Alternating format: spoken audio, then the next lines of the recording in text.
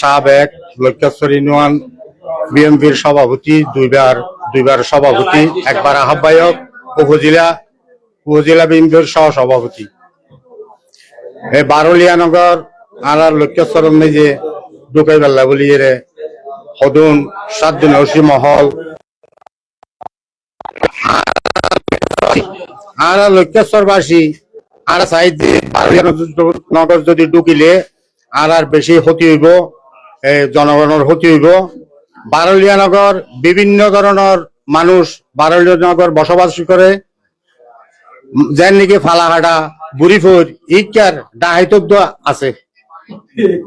আর জানা মতো স্পষ্ট জানি মানে আর বাগান আছে গে আছে ইনের সম্বন্ধে জানি এটা বহুত মানুষ ভিতর আরে ছাঁদা দিলে মানে গাছ টাছ হাড়িন না পারে। তো এই নতুন আরা পরিত্রাণ চাই, এই নতুন আরা বাঁচত চাই। আর প্রিয় নেতা স্বরাষ্ট্রমন্ত্রী আলহাজ সালাউদ্দিন আহমদের কাছে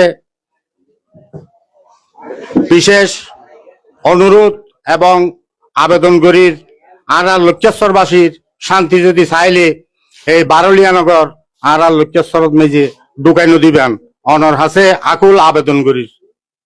আর দুঃসময়ের সৈনিক, আপনার দুঃসময়ের সৈনিক লক্ষ্যেশ্বরে কি করেছি না করেছি আপনি সব কিছু জানেন।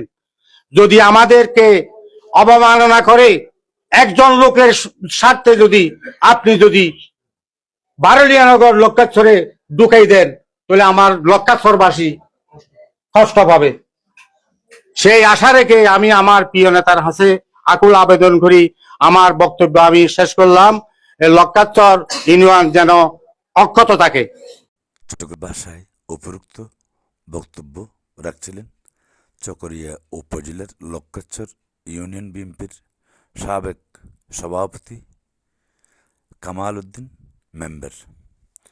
তিনি বলেন, কোনোভাবেই যাতে চকরিয়া উপজেলার কাকারা ইউনিয়নের পাহাড়ি এলাকা, যেখানে অনেক বিপদগামী মানুষের অবস্থান রয়েছে, সে জাতীয় একটি গ্রাম বারুলিয়া নগরকে কোনোভাবেই যাতে লক্ষ্যেশ্বর ইউনিয়নের সাথে অন্তর্ভুক্ত করা না হয়।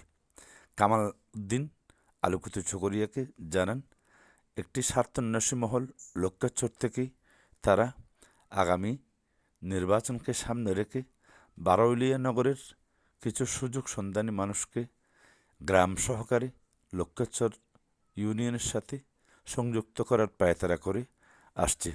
বিষয়টি তিনি চকরিয়া ও পেকুয়া আসন থেকে সদ্য নির্বাচিত এমপি তথা স্বরাষ্ট্রমন্ত্রী সালাউদ্দিন আহমদের দৃষ্টি আকর্ষণ করেন। এ বিষয়ে চকরিয়া উপজেলার লক্ষ্যেশ্বর ইউনিয়নের শিকলঘাট স্টেশনে অবস্থিত বিএনপির দলীয় কার্যালয়ে স্থানীয় নেতাকর্মীদের নিয়ে এক সাংবাদিক সম্মেলনে 8 মার্চ 2026 ইংরেজি তারিখ সন্ধ্যা নাগাদ উপরোক্ত আলোচনায় তিনি বক্তব্য রাখেন।